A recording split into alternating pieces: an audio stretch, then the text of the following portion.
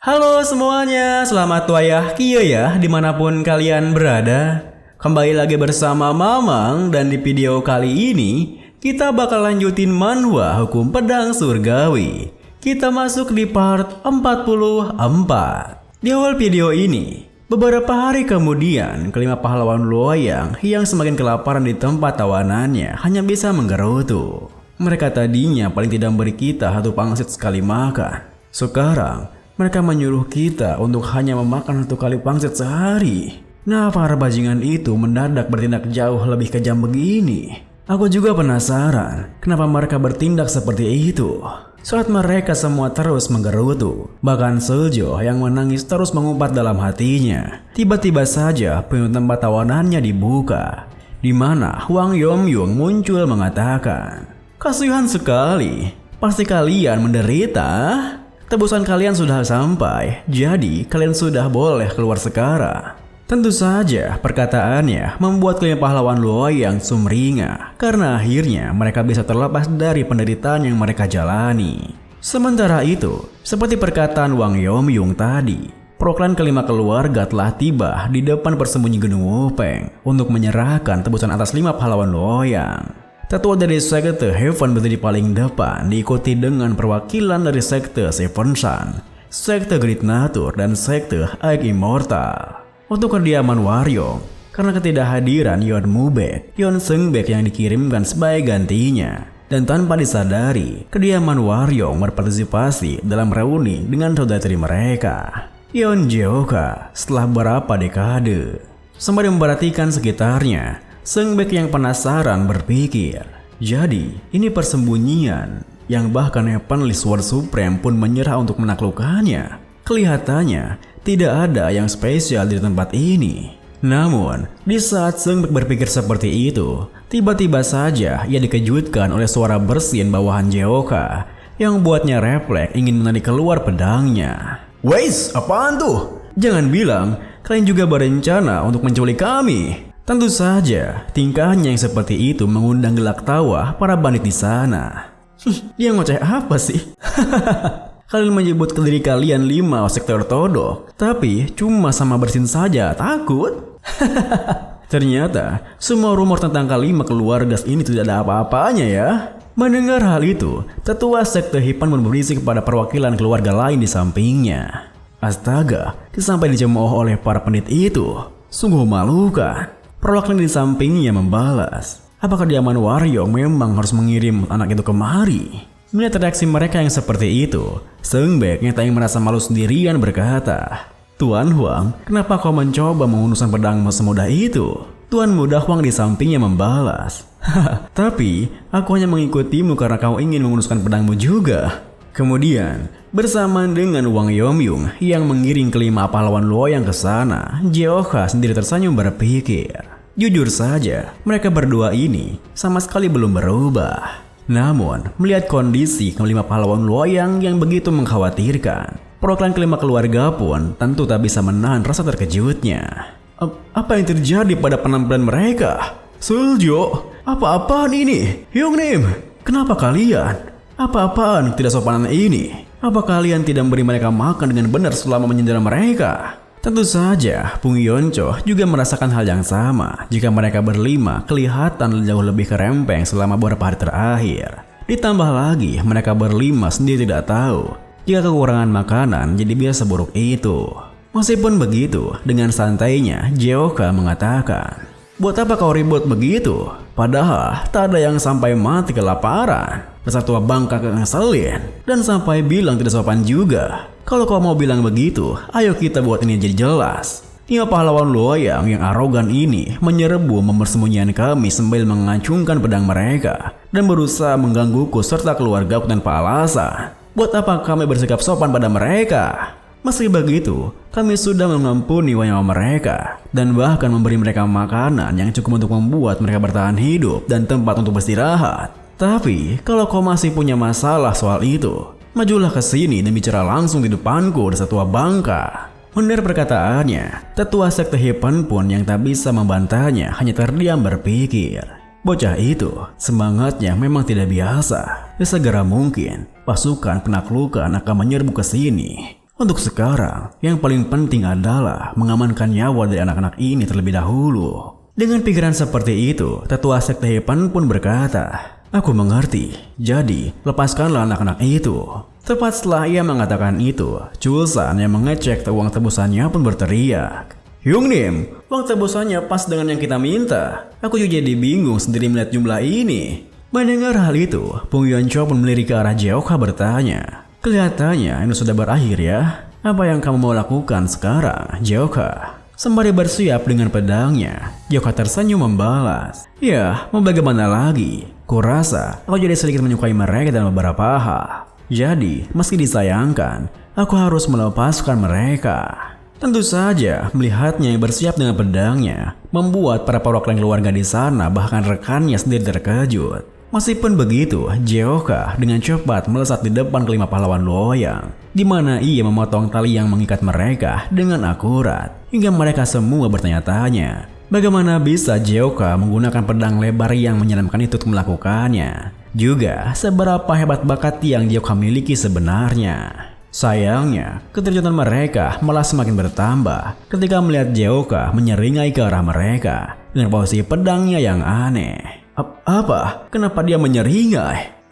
Dari semua hal yang bisa dia lakukan, dia akan menghajar kita ya. Ternyata, tepat seperti dugaan mereka, Jeoka yang telah bersiap dengan pedangnya pun langsung mengayunkannya dengan kuat, hingga 3 dari mereka terlempar ke udara. Meskipun begitu, Jeoka melanjutkan, "Nah, sekarang tinggal mbak-mbak aja sekalian ya." Tentu saja, Suljoy yang ketakutan langsung menolaknya.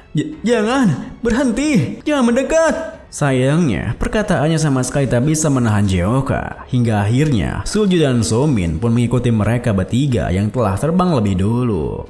Lalu, melihat anggota keluarga mereka yang terjun dengan bebas ke tanah, para perwakilan di sana pun langsung bersowan untuk menangkapnya. Namun, meski keempat keluarga lainnya bisa menangkap keluarganya dengan mudah, Sengbek sama sekali tak bisa menangkap Suljo, hingga mereka berdua malah saling tumpang tindih satu sama lain. Dengan begitu, negosiasi tebusan yang ricuh dan berisik atas 5 pahlawan loyang pun akhirnya tuntas. Akan tetapi, itu menjadi pemicu dari insiden lain yang akan terjadi di kemudian hari. Saat kemudian, para perwakilan keluarga pun meninggalkan persembunyian Gunung Wupeng dengan membawa keluarga mereka masing-masing. Namun, beberapa langkah mereka berjalan, Sengbek yang tak bisa menahan kesalahannya tiba-tiba saja meneriaki saudarinya. "Heis, aku sudah tidak tahan lagi. Dasar kau pembuat onar." Suljo yang hanya bisa pasrah membalas, Maaf, ibu pasti sangat marah kan?" Sengbek menghela napasnya menimpali. Jadi kau melakukan hal seperti ini dengan kesadaran penuh dan kau tahu kalau ibu akan marah besar." Ngomong-ngomong, kau pasti kesulitan. Ayo cepat kita kembali. Kita pikirkan cara untuk menangani konsekuensinya nanti. Di saat yang sama, Somin yang berjalan paling depan dengan tetua kesektenya berkata, "Maafkan aku, tapi kenapa malah Anda yang datang? Aku menantikan ayahku." Tetuanya membalas, "Kenapa kau tanya? Apa kau kecewa karena malah pak tua sepertiku yang datang menyelamatkanmu?" Somin menimpali, Tidak, bukan itu maksudku." Tetuanya melanjutkan, "Aku hanya bercanda. Pemimpin sekte, dia telah pergi untuk menaklukkan kota Seomyung. Situasinya genting, jadi dia harus pergi segera. Dia tidak punya waktu untuk datang ke persamaan Gunung Wupeng. Jadi, akulah yang datang untuk menyelamatkanmu sebagai gantinya." Tentu saja, Somin yang baru mendengarnya sangat terperanjat.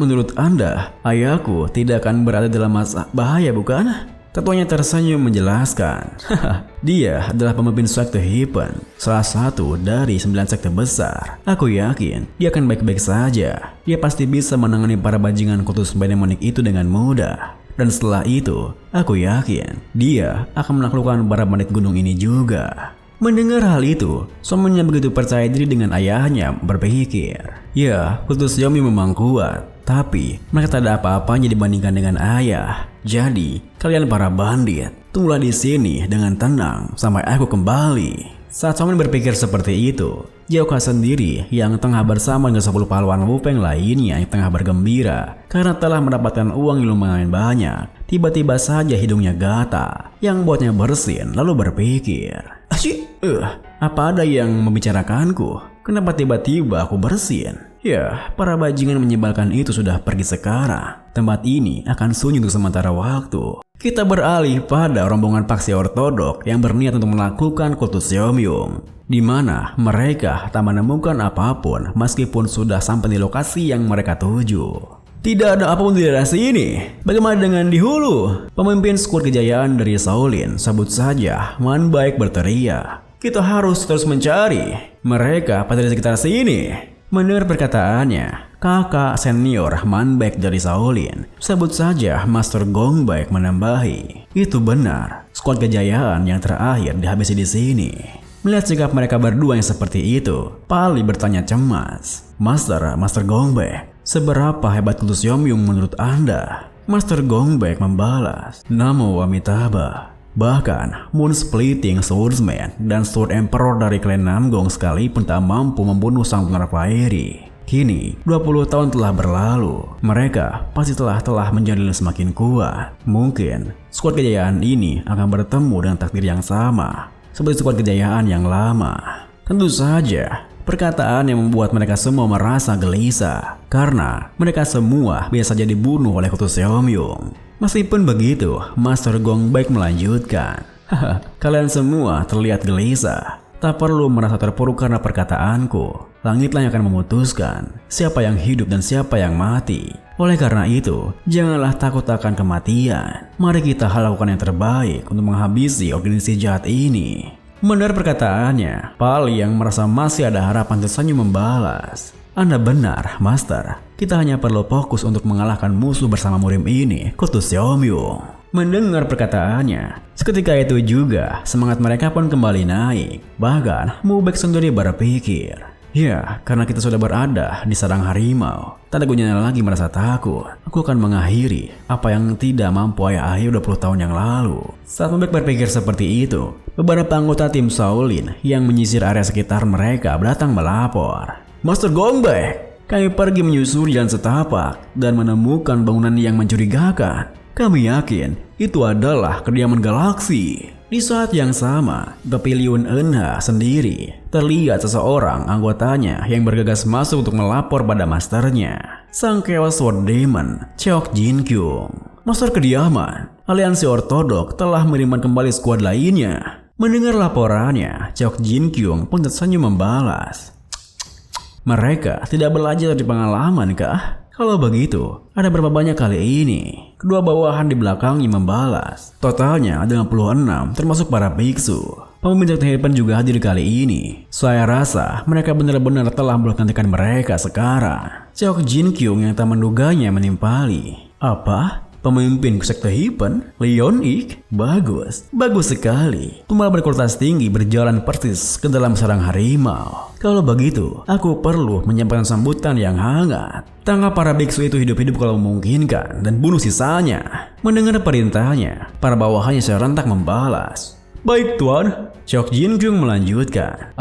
Dan jangan lupa, akulah yang akan menghadapi Leon Ik. Jadi, jangan sampai kalian menyentuhnya sedikit pun. Sesaat kemudian, rombongan paksi ortodok pun tiba di depan Pavilion Enha, di mana tepat setelah Pali membuka pintu gerbangnya, mereka semua bergegas masuk bersamaan. Namun, melihat keadaan di sana yang begitu sunyi, Mu Baek yang merasa cemas berpikir, apa ini kediaman galaksi? Tempat ini sangat suram. Aku sudah bilang pada diriku sendiri untuk jangan takut, tapi aku bisa saja merasa gugup. Itu, mereka datang. Saat Mu Baek berpikir seperti itu, ia melihat ada dua orang yang muncul melemparkan senjatanya, yang membuatnya langsung berteriak, "Hati-hati semuanya!" Tentu saja, serangan yang begitu tiba-tiba membuat mereka semua terkejut. Meskipun begitu, Mu Baek masih menghalaunya, bahkan mengembalikan senjatanya dengan teknik pedangnya. Nine Weapons are third form, Dragon of the Cloud and Tiger of the Wild. Melihat aksinya yang cukup mengesankan, Man Baek pun tersenyum memujinya. Wah, dia lebih hebat dari yang kukira. Master Gong Baek di dekatnya menambahi. Seperti yang diharapkan dari penerus sang Moon Splitting Swordsman, dia punya semangat dan kemampuan yang tinggi. Kemudian, Pali yang bisa menebak rencananya pun mengatakan, jikalau kalian sudah selesai menguji kami, kenapa kalian tidak keluar saja? Berhenti bersembunyi seperti kekumpulan tikus dan tunjukkanlah diri kalian.